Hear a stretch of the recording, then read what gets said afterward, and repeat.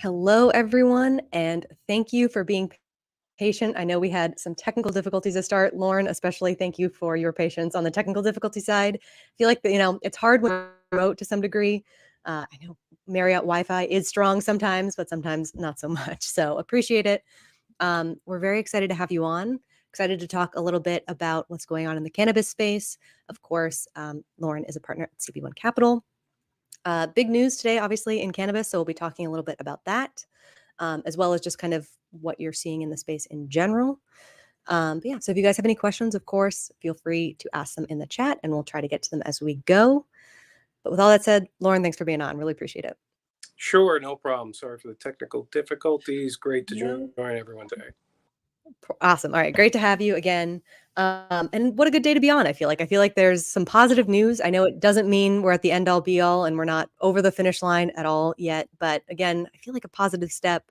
What's your take on the markup passing for SAFE or SAFER? It's been a long time waiting.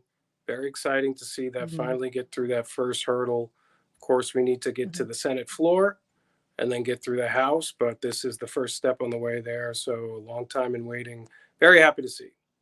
That is awesome. And then any like implications for companies themselves, and then even just like people who use services, because I feel like we've talked about credit cards definitely while we're in the conference a little bit, and that being such a huge thing for ease of use and access and everything like that. So would love your just quick take there. Sure, yeah, it's the biggest advantage will be safety for the the workers at the stores with the cash being gone becomes a target, much like banks are a target because they have cash. These places are targets as well. So that's what we think is the most important thing. The lower cost of capital is a thought that many have, not maybe 2-3% lower than the average now, and possible credit card usage as well. But of course, the safety of the employees is paramount, and that is a big reason why we wanted this through. Yep, that's fantastic. It was funny. I can't remember. I wish I could attribute the tweet, but I had seen someone saying, do you think we see a mass sale of armored vehicles after this passes, hypothetically, just because, hopefully they won't need that high level of protection anymore, just because you're right. You're not carrying around huge masses of cash. And I know even, retail stores separate of cannabis have been having a lot of issues, it sounds like lately, or have been very vocal about having a lot of issues with like smash and grab kind of stuff as well. I know it's just, probably more of an issue for cannabis just because it's pure cash, a lot of it, and, a relatively small risk to try to get your hands on a lot of cash. So yeah, I definitely agree. The safety of workers and people is super important. So that's a good step to see. Again, Yeah. we're not fully there yet, but I think like it's a positive sign. The vote percentage seemed positive as well. Seemed like it was pretty strong. So that's encouraging as well. I know we still have some other stuff in the wings waiting for, again, something for HHS. Well, actually, really the DEA now because the HHS has kind of done its thing. Any thoughts there? Any changes in terms of how you're viewing the rescheduling? Well, just for the SAFE Act again, I think there was 3 Republicans and 1 Democrat that did not vote for to bring it forward, but it passed the committee, so now it moves forward there. The Mhm, other issues that you mentioned, Garland memo, which used to be called the Cole memo many years mhm. ago, and as well as the DOJ decision in terms of if they agree with HHS or not, which would take it to the next series of events in terms of judicial review, comment period, so on and so forth. So we're still expecting more movement. Not sure how quickly it happens, but HHS was much quicker than people had thought in terms of an update. So we'll see how quick the rest moves. But the Senate and the government shutdown is possibly looming. So that's the near term issues that everyone's looking at.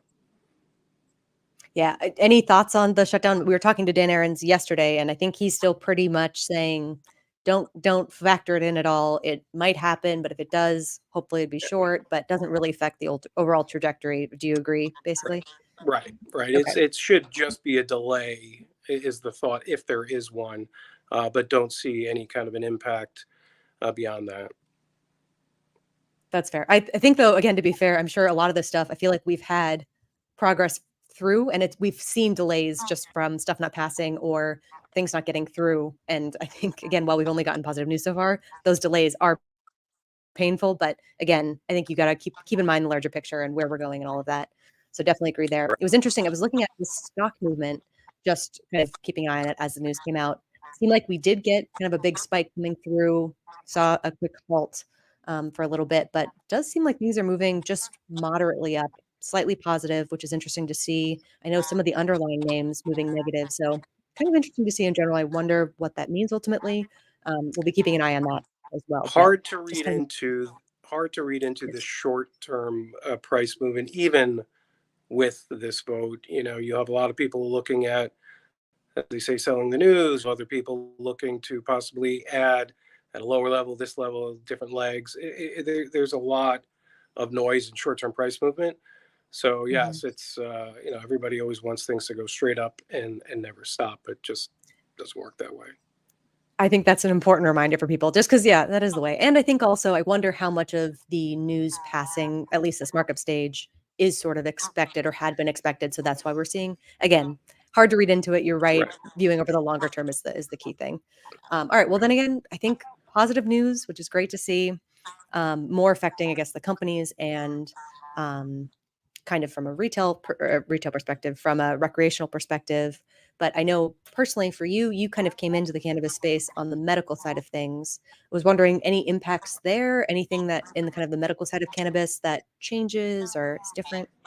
Not really. They had passed some legislation late last year that was specific to cannabis research, so it is not as much of an impact as some are led to believe. But Mhm, anything that moves the scheduling lower is definitely positive for the industry at large. But in mhm, terms of specific benefits, that law kind of carved out some things for cannabis specific. Where if it moved on the Controlled Substance Act, it technically still is tied to that act that was passed last fall. So, yeah. around the world, there's still this big push. Different countries on the medical front. There's a lot of work on the drug development side. We have, Jazz Pharmaceuticals reading out a PTSD study in regards to the endocannabinoid system early winter. So we're positively expecting news, expecting positive news, I guess I'd Mhm, say. But it's been a mhm, long road. COVID delayed a lot of the drug development stuff. But mhm. yeah, there's activity as we move forward here. That's good. So just to kind of clarify further, with lower scheduling or with it moving down the schedule of drugs, does that make testing in the US easier for companies to try to produce that research? Yes, no? In the U.S., the scheduling won't change, and you really have to listen to a gentleman named Shane Pennington, who's written at length on this. He's the one who got the DEA licenses issued, years ago.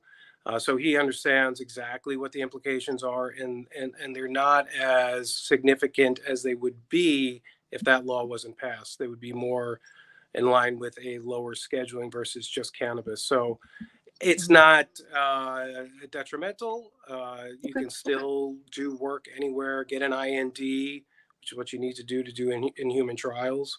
Mhm. So all those things are still possible in the U.S., but some of the work ahead of time might have to be done outside of the U.S., depending on how it's put together. Okay, that makes sense. And then is there a current kind of theme or focus for what types of ailments cannabis is treating in terms of how much research is being produced currently? Is there like is it depression? Is it epilepsy? Is it There's a something else? myriad of indications. The endocannabinoid system is vast. It affects every organ in the body. It controls master control regulator for inflammation. So any chronic disease indication that has inflammation related to it likely has some aspect of relationship to the endocannabinoid system.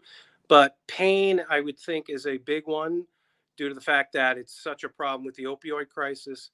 That is front and center for most people. But depression, anxiety, all types of different things are being looked into. Yeah, it's fantastic, I think, to see a lot of progress on the cannabis side of things. I know we're also very closely following the psychedelic side of things, which they're trying to treat similar to some degree, different methods, of course, using psychedelics. But it's just great to see, I think, all this attention and movement on providing those help for people, which is fantastic. And also Yes. was actually at dinner yesterday and was talking with someone who, had used cannabis kind of to manage pain as well. So that's kind of a not funny tie-in, but coincidental tie-in as well, which is great. All right. Well, then I feel like the cannabis side of things for medical. So I guess we've talked about how it's being used, fewer barriers ultimately kind of coming through. Anything else that people should know? Is education still going okay? Do you think people Yeah, still are understanding the benefits? there's a lot of misinformation, I'll say, on the impact of mental health, schizophrenia, psychosis. So there's been new data out showing that there isn't a causal link. Correlation more than anything is the thought process. We saw today there was something out of Canada, I believe, where they showed lower teen usage. Those studies keep coming out. So the data Mhm. that keeps coming out is surprising some in the sense that they thought teen use would spike, there'd be a rash of crimes associated, and we have not seen that. So all the studies around that have been relatively positive, and I think that's somewhat influencing the way the regulatory reform is moving forward. But yeah, we're expecting clinical data on a number of indications over the next year or two. It's just been a long road. So tough to speak about them without the data, but there's a lot of work being done. Okay, that's fantastic to hear. It does seem like the newer generation, I know there's been a big trend kind of away from alcohol a little bit more towards cannabis, but is there not sort of like, I think you don't want to obviously overuse any sort of thing. I think, that can always be not always the best, depending on also like how familiar you are with how it reacts to you, all that stuff. But in like higher doses and higher qualities, does that have any sort of negative effect that people are finding or none at all? Or, There's no conclusive data yet to point okay. to direct correlation or Okay. causation from that. So, if you're susceptible to mental health conditions, there's a good Hmm. chance cannabis will bring those forward, but at some point they would have manifested anyway, is what the data speaks to. Hmm. So there isn't anything conclusive in terms of the mental health. Anything used in excess is never a good idea. Sure. Of Everything in course. moderation. So it's Okay. probably not a great idea to abuse anything. This Yes. this has its benefits when used correctly, for sure. Yeah, we were definitely talking about this earlier as we were setting up the booth and getting ready at the conference. Coffee. We are talking to someone who's cut back on their coffee just because it makes them too jittery when they have too much, and I totally get that. I think all Right. moderation is a nice approach. Um, Anything worth talking about on the medical side for ease of use in terms of like insurers and anything like that? Is that developing at all in terms of? Not in the U.S., but in Germany, we Okay. saw some significant data the other day in terms of reimbursement for the medical program, and that is what's really starting to drive that. We've heard bits and pieces from different states about possibly being included, but that's going to require some of this regulatory change to move forward. So possible, it's just nothing concrete yet. Okay. Anything that we could do to like move that forward? I feel like that's a key component. It's got to be a key component for people taking it to some degree, right? I feel like just treating it Sure. like a standard treatment, being able to be reimbursed for it, getting coverage. Yeah, Is there lobbying. anything in the works to kind of? Okay. There's Okay. there Throwing has to cash be at lobbying, politicians. Sure. right? Yeah, Yeah. and Okay. once the Fair enough. actuaries look at the polypharma that people are on and how cannabis can lower the amount of medications, that should start to resonate. And that's always been the belief that as folks use cannabis are able to lower their prescriptions, that should be a cost savings for the insurance companies. But that's going to Okay. take a little time to flesh out. That makes sense. And then is there any worry around? I think we've talked about it a good amount, but big pharma or anyone kind of being a little bit nervous about it cutting into there because again, if you need fewer medications, they're getting less of a cut. Is there any worry there I suspect on there's them gumming some up those lists? concern. Yeah, some concern, but I also think that presents an opportunity for them. So, everybody wants best delivery. It's a very complicated group of compounds that you really need Mhm. unique type delivery that pharmaceutical companies can work with and produce. So there's a large amount of work that needs to be done still in Mhm. regards to that. But as the delivery gets more refined for certain indications, more than likely there will be a preference towards that. Okay, I hope so. We'll see. Anything else I feel like that people should know about? I feel like you've got always like a fun fact about the cannabinoid system, or just something that people might not know on sort of the how it works side, because I feel like you guys do a great job with education and stuff. We do have an interesting private client that's entering the clinic in the next few months for metastatic breast cancer pain. Oh, It's a transdermal gel that they have a lot of preclinical data on entering the clinic, so we're very excited about that. And if we could wow. show efficacy and another indication outside of epilepsy, it really will drive excitement, we think. So that's Andira Pharmaceuticals, a private company that we've worked with, Mhm. and very excited about their metastatic breast cancer pain transdermal. It's a cannabinoid formulation, multiple cannabinoids inside of it. That's fantastic. I feel like, just again, knowing the impact that it had on you and knowing how that would transfer over to other people who are going through it in a different form, has to be huge and very rewarding work, I think, ultimately, right? Yes, That excellent. We're is awesome. very excited. Very excited. That is good to hear. And then I guess personally also, are you using anything still? What sort of because I know you had a lot of, for your own personal story, a lot of success with using cannabis to treat epilepsy. What's like the maintenance schedule been like for you? Or has there been any? Yeah, I still use a ton of CBD, various Hmm. cannabinoids. I'll say the one that's helped me the most of late is CBGA. It's one of the acids and not as well known. Not a lot of data on it, but it kind of has an uplifting energy boost to it. So CBGA is one that I'm excited about. There needs to be a lot of work to understand what's going on there. There's really no data. But yeah, THCV, people have been talking about CBC. There's a host of minor cannabinoids that work is being done on. We're really excited about that, but the retail market is not aware too much of how these things work. So it's going to require more Mhm. data to come out to really get retail demand to increase, which will take time. Yeah, that's cool. Also, very funny that Josh is asking about it as well. So can you tell us just a little bit more about CBGA as well? Yeah, Just it's the precursor to CBG. So the cannabis plant as it grows, everything's right gets synthesized from the mother compound on down, and CBGA being the first one. It is quite interesting, the anecdotal stuff, and that's unfortunate that all we have is anecdotal. There's some preclinical data pointing to perhaps some possible metabolic help there, but more than anything, for me, it's really just this. It's an energy boost. So it's much different than the other cannabinoids that tend to make you a little bit more tired, at least the ones we know about. Yeah, okay, very cool. Also, this is a great point. It does sound like it's a huge or big opportunity, I guess, to kind of, I guess Josh was saying, blow some other of the miners out of the water. It's That's possible. It's going exciting. to take Very time. cool. It's going to take time.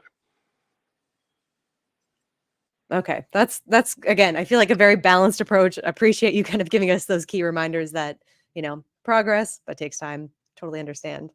All right, perfect. Well, is there anything else that people should be aware, keeping up to date with what you guys are doing? What sort of anything there? Yeah, no, I think Benzinga, Todd's at Benzinga this week, and it's a large amount He of is, people yeah. there, and we're really excited about the work that's going on there with Weldon and Weldon Angelos and the Yeah. Weldon Project.